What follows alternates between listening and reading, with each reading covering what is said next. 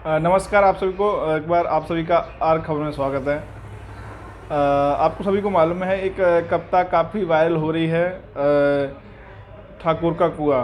Manoj Jha RJD के सांसद हैं, जो उन्होंने संसद में कविता कही थी। हम सबको किसी को भी कविता याद नहीं थी, मालूम नहीं थी कविता कुछ ऐसी भी है। लेकिन मनोज झा जी ने जो कविता संसद में कही है, महिला जब बिल पास हुआ था, महिला आरक्षण बिल पास हुआ था, उसके जब वो लेक्चर दे रहे थे, लेक्चर समाप्त करने की जब बारी आई, तब उन्होंने इस कविता का जिक्र किया। और इस कविता में उन्होंने कुछ तथ्य बदले हुए हैं। तो पहले तो आपको मैं 4-5 लाइन की कविता है सुनाने का प्रयास करूंगा, उसके बाद मनोज झा के ऊपर बात करूंगा।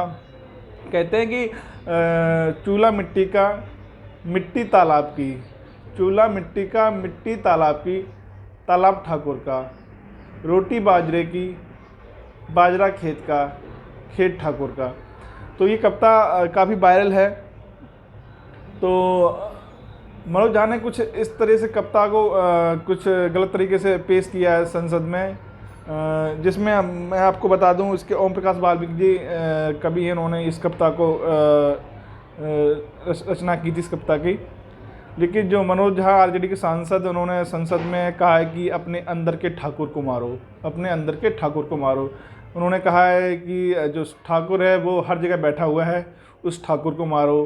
तहसील में बैठा हुआ है, बड़े पद पे बैठा हुआ है, शहर में बैठा हुआ है, जिला में बैठा हुआ है, संसद में बैठा हुआ है। इस तरीके से उन्होंने कहा है, चौकी में बैठा हुआ है, थाने में बैठा हुआ है, इस ठाकुर को मारो। तो ये जो ठाकुर को मारने की जो बात कही है, वो क्षत्रिय समाज को काफ़ी আহিत लगी है।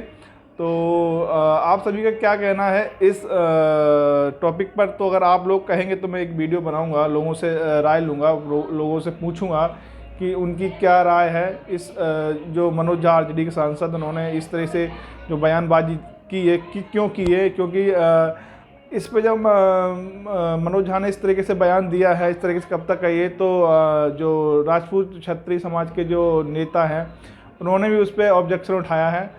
और उन्होंने भी इस कविता को गलत तरीके से जो मनोज झा ने सुनाई है, उस पर उन्होंने काफ़ी आपत्ति जाहिर की है। तो आप सभी से अनुरोध है, अगर इस वीडियो को अगर बनाऊं मैं, लोगों से पूछूं, तो आप लोगों की क्या राय है, क्या पूछूं? नमस्कार, थैंक यू।